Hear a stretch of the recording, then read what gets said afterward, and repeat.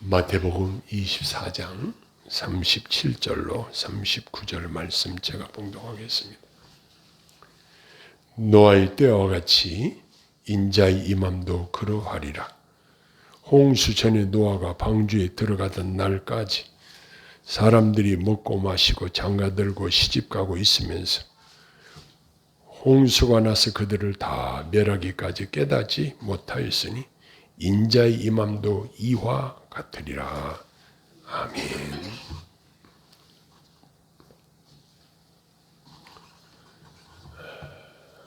인류 종말의 날은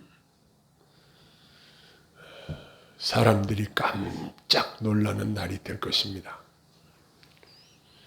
예수님은 처음에는 사람의 모양으로 오셨을 때는 우리를 구원하시려고 오셨지만 이제는 마지막 때에 사람들을 심판하러 오십니다. 마태복음 24장에는 말세 지말에 대한 예수님의 예언적인 말씀이 기록되어 있습니다. 예수님의 이 말씀에서 특별히 창세기에 나타난 노아 시대의 그 이야기를, 노아에 대한 이야기를 예정을 들어서 짧게 소개를 하시는 내용을 볼 수가 있습니다. 여기 38절에 보면 홍수 전에 노아가 방주에 들어가던 날까지 사람들이 먹고 마시고 장가들고 시집가고 있으면서 그랬습니다. 그 당시 노아를 제외한 대부분의 사람들은 그들의 관심을 세상에 두고 있으면서 하나님의 말씀에는 별로 관심이 없었다는 것을 발견하게 됩니다. 그래서 결국 그들이 홍수로 멸망당하게 되었다는 사실입니다. 먹고 마시고 시집가고 장가가는 일은 우리 생활에 꼭 필요한 행위이기도 합니다. 그러나 노아시대 당시의 사람들은 이러한 일에 치우쳤고 그러한 것들만 추구했다는 사실입니다.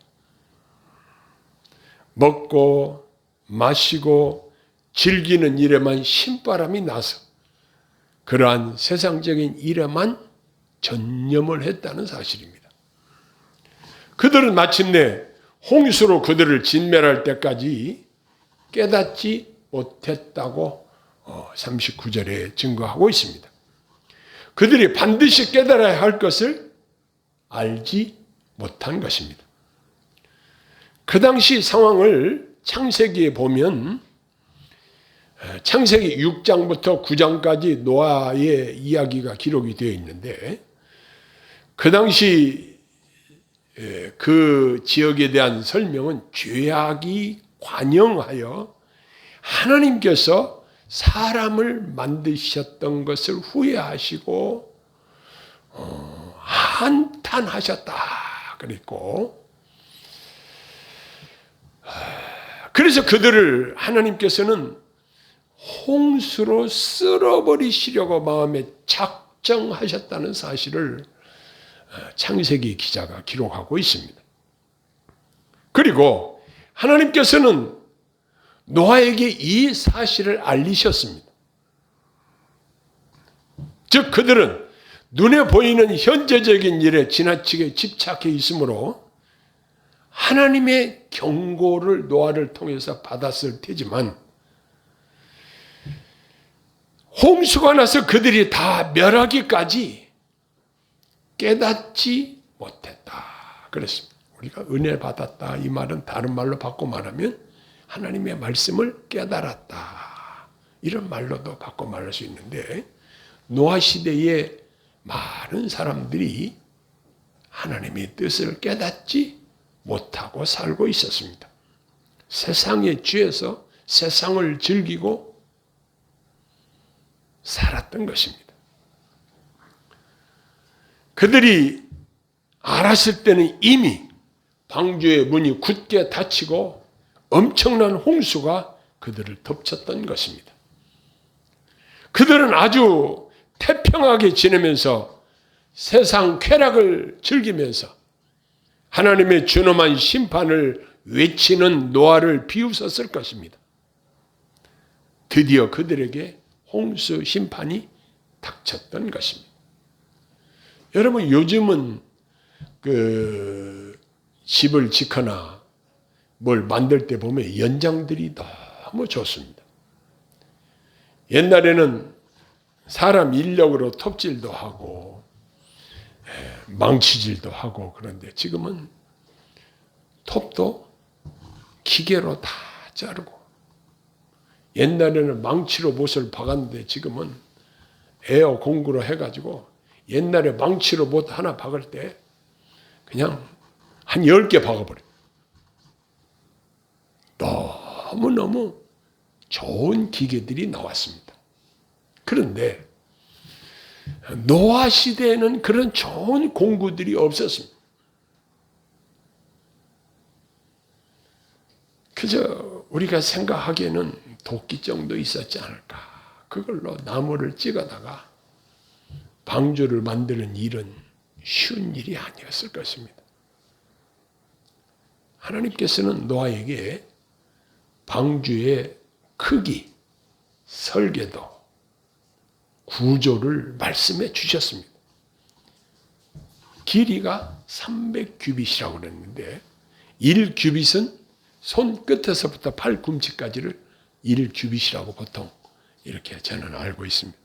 그러니까 상당히 큰 규모의 방주를 만들라고 노아에게 명령을 하셨습니다. 그런데 그것을 노아가 전문 목수도 아닐 텐데, 그리고 거기에 얼마나 많은 경비가 들어가고 많은 인력이 들어가고 많은 노력이 들어가는데, 그것을 하나님께서 노아에게 하라고 명령을 하셨을 때에 노아는 그 일을 순종하여 행했다는 사실입니다.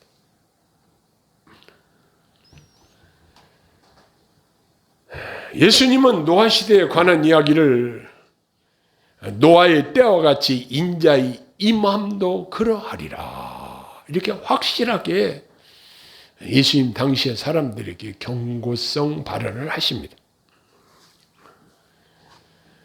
여호와께서 세상에 죄악이 가득함과 그의 마음에 생각하는 모든 계획이 항상 악할 뿐임을 보시고 땅 위에 사람 지으셨음을 한탄하사 마음에 근심하시고 이제 사람을 땅에서 지면에서 쓸어버리되 가축과 기는 것과 공중의 새까지 그리하겠다, 이렇게 말씀하고 계십니다. 그리고 창세기 6장 11절로 12절에 보면 그때 온 땅이 하나님 앞에 부패하여 포악함이 땅에 가득한지라.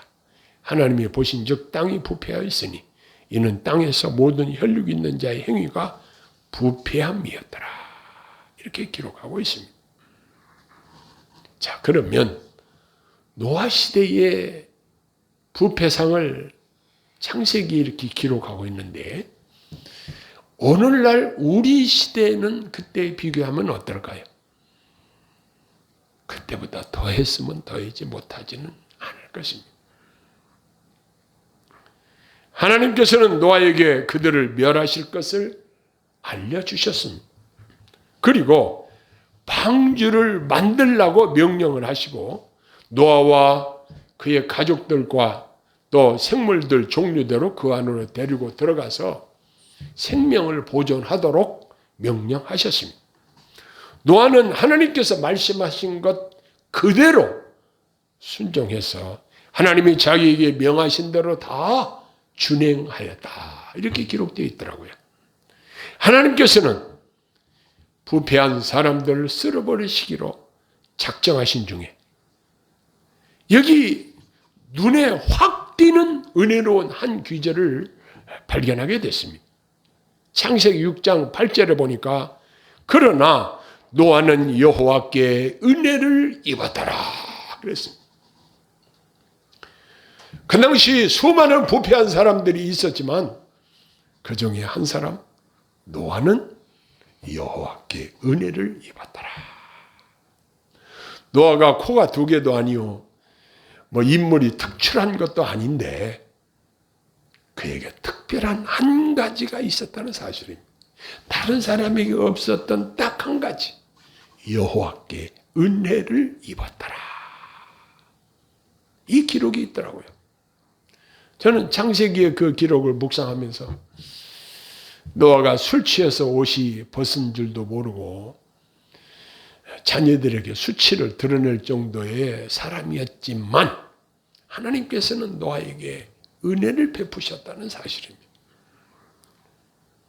우리의 인격이 부족하고 우리가 잘하는 것이 없지만 그러나 우리가 하나님 앞에 한 가지 중요한 것이 있다면 뭐가 있을까요?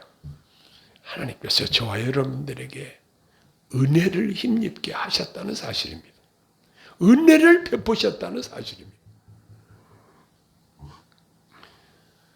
이 점이 노아와 다른 사람들과 판이하게 다른 점이었습니다. 오늘날 우리 믿는 성도들과 믿지 않는 사람들과의 차이는 무엇일까요? 바로 우리들은 하나님께 은혜 받은 자들이라는 사실입니다. 할렐루야. 감사한 일입니다. 노아 시대에 땅에 있는 생물이 다 죽었는데 오직 노아와 그와 함께 방주에 있던 자들만 살아남았습니다. 무서운 홍수 심판의 상황에서 하나님의 은혜로 살아남은 노아는 그 은혜에 감사해서 홍수가 그치고 난 후에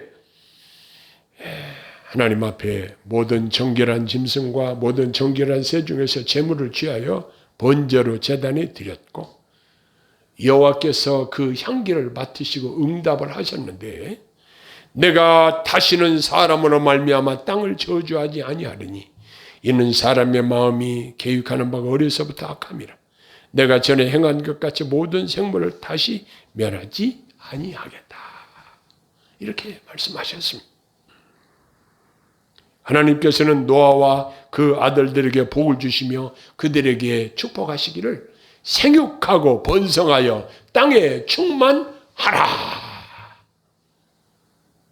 이렇게 말씀하셨습니다. 요즘 젊은이들이 결혼을 해도 자녀를 낳지 않겠다는 그런 젊은이들이 많이 있다는 이야기를 들었습니다. 제 친한 선교사 아들이 결혼을 하는데도 그 선교사님 며느리가 우리는 자녀를 낳지 않을 겁니다. 얘기를 했다는 거예요. 그런데 어때요? 내 아들이 좋아하는 여자가 있는데 결혼 안 시킬 수도 없고 결혼하는데 아니 아예 자녀를 낳지 않겠다고. 근데 이 성경에 보면은 생육하고 번성하라는 것은 명령이기도 하지만 놀라운 복인 것입니다. 만일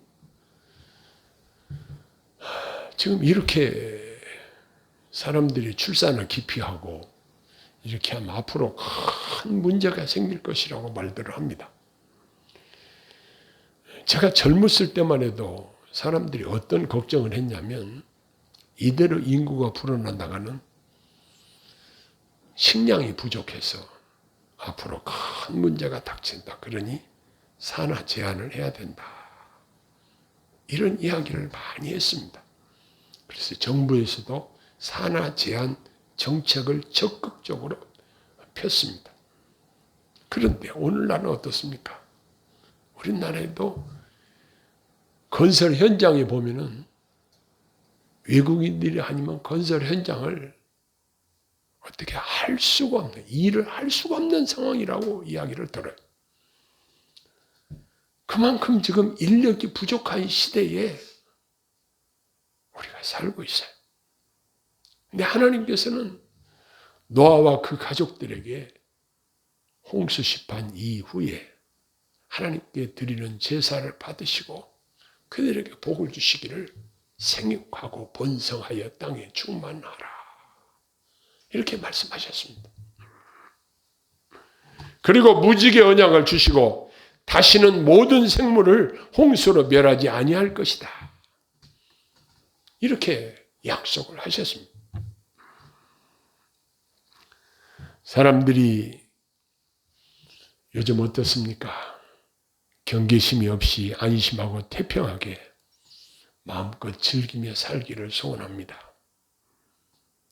노아 시대의 사람들이 그리하다가 홍수로 쓸어가 버린 것처럼 예수 그리스도와 그분의 재림을 불신하고 복음을 배척하고 비웃는 이 시대의 사람들도 결국 심판을 당하게 될 것이라는 사실입니다. 자, 그러면 히브리 기자는 노아를 어떻게 소개를 하고 있는가? 히브리 11장 7절의 말씀을 통해서 노아에 대한 소개를 보면은 노아의 믿음의 근거를 말하고 있습니다. 그는 아직 보지 못한 일에 대해서 하나님께로부터 경고를 받았다는 사실입니다. 하나님께서 죄인들을 심판하시기 전에 먼저 경고를 하십니다. 그때 경고를 무시하면 결국 중한 벌을 받게 된다는 사실을 알게 될 것입니다. 이번 튀르키예 지역의 대지진은 이 시대를 사는 모든 사람들에게 하나님이 경고장을 보내신 것으로 봐도 틀림이 없을 것입니다. 참혹한 지진의 현장은 하나님이 친히 말씀하시는 것이 펼쳐진 하나님의 설교문으로 보아야 할 것입니다. 그리고 노아의 믿음의 행위와 그에게 미친 영향을 살펴보면은 그는 하나님의 말씀을 경외함으로 받았다 그랬습니다. 그냥 한쪽 귀로 듣고 한쪽 귀로 흘린 것이 아니라 그는 하나님의 말씀을 마음판에 새기고 그 말씀을 받고 실행했다는 사실입니다. 믿음은 먼저 우리 마음에 영향을 주고 그 다음에 우리가 행동으로 옮기도록 해주는 것입니다. 믿음은 어떤 문제에 대한 반응이 적절하게 나타나도록 내 마음에 적용을 하는 역할을 합니다. 노아는 하나님의 말씀을 듣고 하나님의 말씀대로 두려움으로 방주를 예비하였습니다. 노아는 이렇게 하나님께 특별한 은혜를 받은 자였습니다. 그래서 하나님은 그 당시 세상을 홍수로 심판하실 것에 대한 이 비밀을 노아에게 먼저 알려주셨습니다. 그는 이렇게 하나님과 동행하며 하나님과 기도로 소통하며 은혜로 살았던 믿음의 사람이었습니다. 자, 이러한 노아에 대한 하나님의 상급이 무엇이었을까요?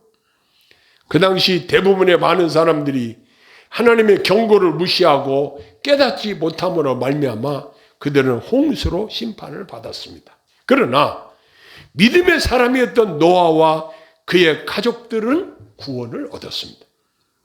그리고 이 믿음은 그 당시 사람들을 심판하고 정죄하기에 충분했습니다. 하나님의 백성들이 세상 사람들을 정죄하는 것은 내 거룩한 본이 되는 빛된 삶을 통해서 그들을 향해서 경고의 메시지를 날리는 것입니다. 이렇게 노아는 믿음을 따르는 의의 후사가 되었다. 이런 용어가 있습니다. 예수 그리스도를 믿어 구원 얻은 하나님의 백성들은 저와 여러분이 하나님의 후사로서 하나님 나라에서 영원토록 하나님을 찬양하며 영생 복락을 누리며 살도록 해주신 은혜 베푸심을 우리는 믿고 있는 것입니다. 예수님께서는 말세지말의 징조를 말씀하시면서 그 사이에 노아의 때와 같이 하시면서 노아의 이야기를 말씀하신 이유가 무엇일까요? 노아 시대의 홍수로 죄악된 세상을 청소해버리신 것 같이 앞으로 인자의 임함도 그러하리라 말씀하십니다. 여러분, 우리가 지금 이렇게 편안하게 잘 살고 있습니다. 그런데 하나님께서 언제 이 세상을 심판하실지 우리는 알 수가 없습니다. 항상 우리는 깨어있어 하나님의 뜻을 살피고 하나님과 동행하고 하나님과 교통하고 하나님 나라를 소망하고 살아야 할 것입니다. 이 땅의 소망 아무것도 아닙니다. 좋은 집에서 살아도 우리의 생명이 다 한정이 있습니다. 70이요 강건하며 80이라고 한 것처럼 우리 생명에 한계가 있고, 그리고 이 땅의 전쟁과 기근과 지진과 각종 천재지변들이 계속 일어나고 있습니다. 예수님께서는 주님 오실 때 일어날 징조들에 대해서 확실하게 예고해 주셨고 그 예언대로 하나씩 이루어지고 있는 것을 우리 눈으로 직접 보고 있습니다. 과연 이 시대에 우리는 무엇을 생각해야 될까요? 예수님께서는 노아를 예정을 들어서 세우시고 노아의 때와 같이 인자의 임함도 그러하리라 말씀하셨습니다.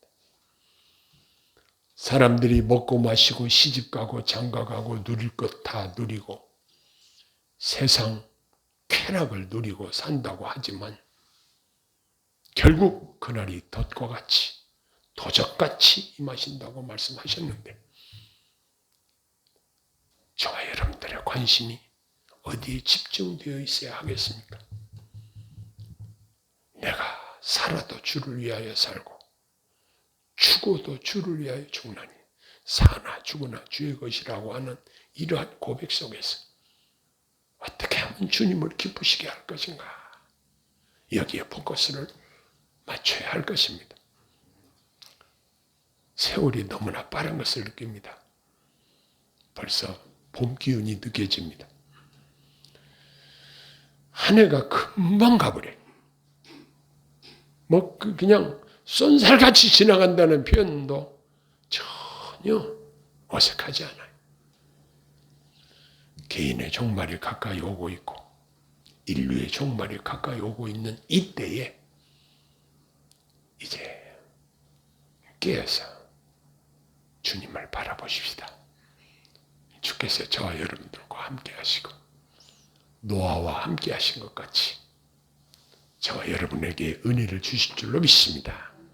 기도하겠습니다. 사랑의 아버지 하나님, 하나님께서 노아에게 유일하게 은혜를 베푸신 것처럼 저희들에게도 은혜를 베푸셔서 하나님 나라를 소망하며 살게 하시고 예수님을 보지 못했지만 말할 수 없는 사랑으로 사랑하며 의지하며 교통하며 살 수 있도록 은혜 허락하심을 감사합니다. 마지막 때를 맞이해서 세상의 난리와 난리 소문들이 횡행하고 있습니다. 하나님 아버지, 저희들이 깨어 경성하여 하나님 나라의 소망을 두고 살게 하시고 주의 말씀 붙잡고 믿음으로 살게 하옵소서. 예수님 이름으로 간절히 기도하옵나이다. 아멘.